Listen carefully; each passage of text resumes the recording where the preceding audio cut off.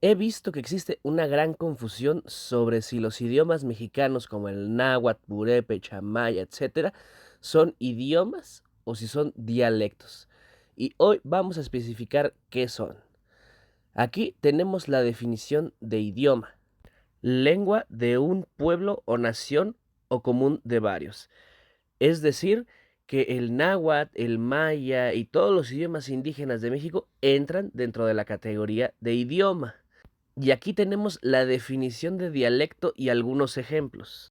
Un dialecto es una variante de una lengua que se distingue por características regionales o sociales en cuanto a su pronunciación, vocabulario, gramática y ortografía. Y aquí tenemos un par de ejemplos, ¿no? El español de México es un dialecto del español, el español argentino es otro dialecto del español, y asimismo todos son dialectos del latín, todos los idiomas romances son dialectos del latín. Es decir, que todos los idiomas tienen dialectos dependiendo de la región. Entonces, ¿de dónde nace el decir que los idiomas nativos son dialectos? Pues si has visto mis videos sobre náhuatl, donde explico cosas del náhuatl, yo siempre recalco que el náhuatl es un idioma que varía mucho dependiendo la región.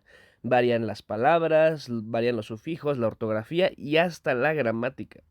Y es sumamente exagerado, ya que si vives en Ciudad de México y hablas el dialecto del náhuatl de Milpa Alta en Ciudad de México y vas a una zona aledaña que también habla náhuatl a unos 20, 30 minutos de distancia, como por ejemplo en Morelos o en Puebla, el idioma náhuatl va a tener un dialecto muy diferente, donde tal vez puedas entender perfectamente el náhuatl de Milpa Alta, pero no puedas entender el náhuatl de Morelos.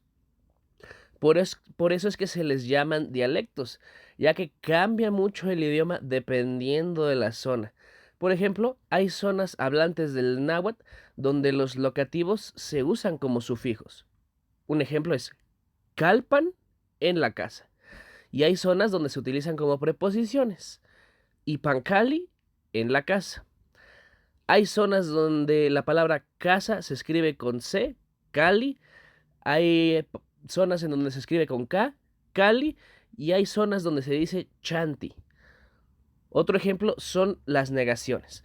Hay zonas donde se utiliza la negación ajmo, que se puede escribir de estas dos maneras, y hay zonas donde se agrega una X que se convierte en la negación. Por ejemplo, ajmo nikmati, shnikmati. Ambas significan no sé, pero la gramática cambia y la ortografía cambia mucho también. Un ejemplo rápido. Temach significa enseñar, pero hay zonas donde se escribe temach, tlamach, tlamash, timach, timash, etcétera.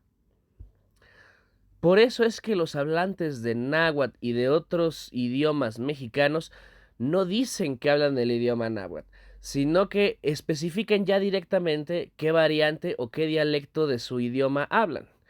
Porque al no ser un idioma estandarizado, puede variar muchísimo la forma de hablarlo. O sea, en resumen, el náhuatl es un idioma, pero es un idioma con tantos dialectos que los hablantes se refieren al náhuatl como dialecto debido a la inmensa variedad que existe entre las diferentes variantes y los diferentes dialectos. Y ese es el caso del náhuatl, pero hay casos de idiomas mexicanos en donde la diferencia entre una variante y otra puede ser aún más exagerada. Por ejemplo, el zapoteco.